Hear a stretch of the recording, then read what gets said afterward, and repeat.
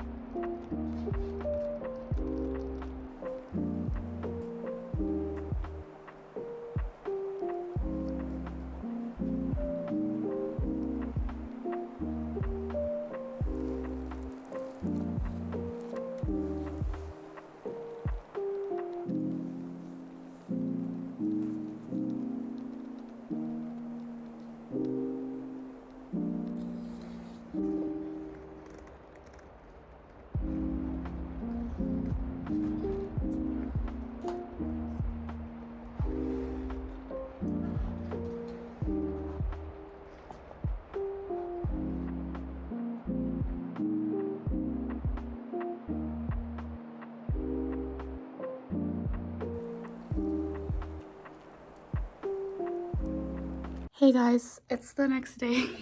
Hold on. This is probably gonna become my like next permanent vlogging spot. Basically, yesterday was kind of a bust because I did do what I was intending to do, like part of my plan. My plan was to go to this like the bookstore that you guys saw before, like the really old vintage style one, because it was really cool. Even though they didn't have like a large selection of English books, which obviously is understandable, it was still really cool to look at all like the old books. After that, I was meant to go to like a cafe and read my book, but I don't know, I just got really anxious and I just went home. So I didn't really read yesterday, but I'm continuing today with this book. It's called Red, White, and Royal Blue by Casey McQuiston. and it's basically like a gay love story between like the first son, America's first son, and the Prince of Wales. It's kind of like a enemies to lovers, no, enemies to friends to lovers, I guess. When I started reading it, I was kind of like not interested, but now it's getting kind of interesting at like the 100-page mark. So the reason why I turned this camera on and why I wanted to talk is because sometimes when I read books, it's really easy for me to like imagine what the main characters look like, or like how like the setting of the place looks like, or all that stuff. But for this, I was having a hard time envisioning what the characters, like especially the main two characters, look like. So I went on TikTok, and TikTok, if you guys don't know, they usually have like these, I don't know what to call it, like mood boards, or like aesthetic like clip compilations, where they put like a lot of pictures for people who haven't read the book, so you have an idea of what the book looks like. So I wanted to go and see if they had any of them, so I could see what people thought that these two main characters look like. But to my surprise, I saw that they have made a live action adaptation. Is that the right word to use? Live remake. Let's say that. Live remake of this. They've made the movie. It's supposed to be releasing. I googled it. They said it's releasing early 2023. I'm just like, where is it then? But yeah, they made a live remake of this, and the two main characters, they look accurate to what they're described as. I'm not gonna say that they don't, but what I'm pissed about is, one, their ages. The guy who plays Alex is 31, and the guy who plays Henry is 28. And you know how old they are in the book? 21. So like, see, the guy who plays Henry, like, he doesn't look that old, but the guy who plays Alex looks and sounds like old. So like, you couldn't even get someone who's like 25, 26, like somewhere around that age. Even 28 is fine if you look young, but 31 is like really pushing it. It's like, you know, Grease. The old version of Grease, where they got like these really old ass people to play high schoolers. That's what I'm feeling right now. But yeah, Alex, like, it's mentioned so many times that he's like on his final semester of university, so he's gonna graduate soon. He's 21. So like, okay, that's my first problem. And the second problem is that they're both just like, they've both been this is me roasting these two people, but like, they've been in such shitty movies before. Like, the one who plays, I'll put their pictures up here so you guys know who I'm talking about. The guy who plays Alex, he's been in The Kissing Booth. The Kissing Booth. I don't think I can say anything else to that. Like, if you're associated with The Kissing Booth, there's nothing good that can come out of that. I'm just saying, like, there's nothing, like, you can't redeem yourself. You can't. And the guy who plays Henry was in Purple Hearts and the terrible ass Cinderella remake with Camila Cabello. He was like the prince in that one. Why is he always the prince? No, but like, Purple Hearts was such a bad movie. I don't understand. And the biggest problem that I have with this is that they're both straight. It's 2023. Can we not get some like proper LGBTQ representation in movies? Like, is it really that hard? Especially in America? Like, I don't know. Yeah, that was my little rant. That was my little rant. I'm gonna continue reading this. Hopefully it gets more interesting. We'll see. That's my update for now. Just wait there.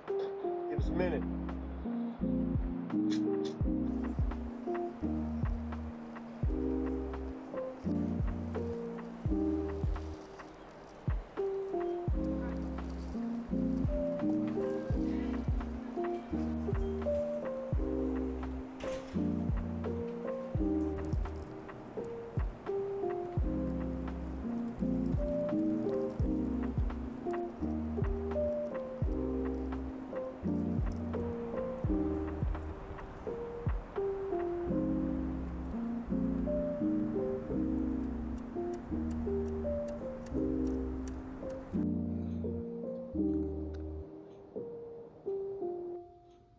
I'm never manifesting anything ever again because of the weekend.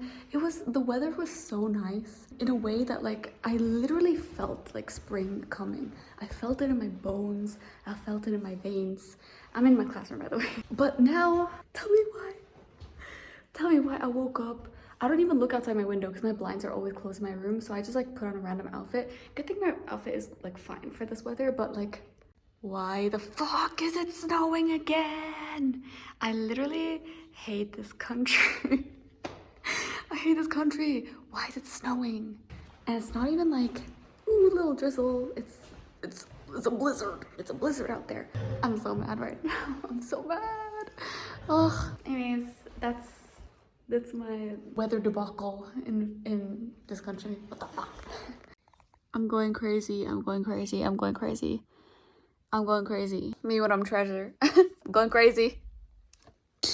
Oh, I'm literally losing my mind. I have nothing else, nothing more, nothing less to add. I'm going crazy. Hey guys. I just got a very important, interesting, amazing, wonderful package. I am so excited. Also, I've never got a package in blue plastic wrapping. It's always like gray. Very, very random, but I've been waiting for this for so long.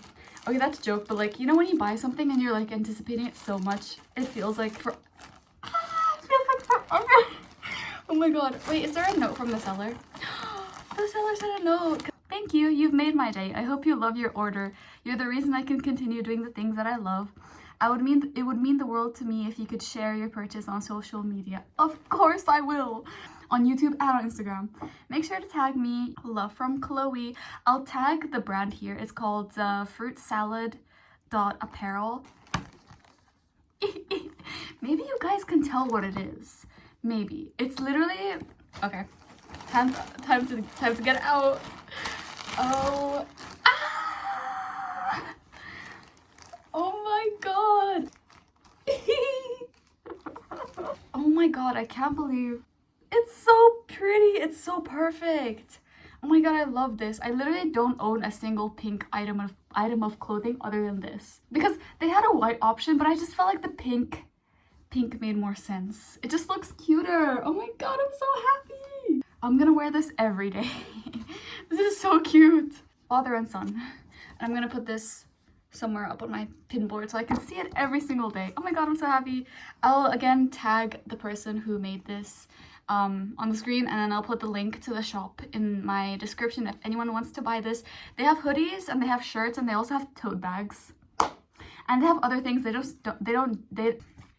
don't just have Pedro Pascal themed merch, but because he's very popular at the moment, I think that's why they decided to make merch, as they should.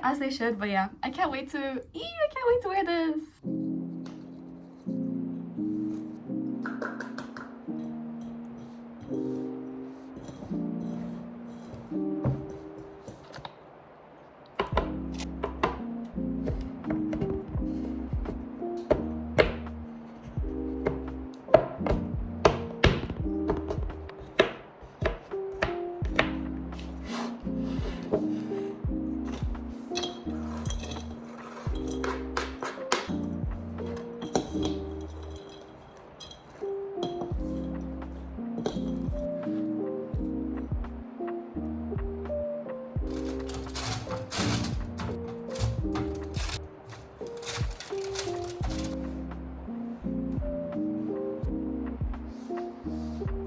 Okay, I will try to keep this short and simple because I already ranted about this book, but I kind of want to give a like an overall review on this book because I started this vlog and I was reading this book, and now I'm ending the vlog and I finished this book. So, and I'm currently reading This Beautiful World, Where Are You? I think I mentioned this in another, like, in my book review 2 videos ago. I mentioned that I was reading this and I didn't really like it, but I feel like I just didn't give this a proper chance.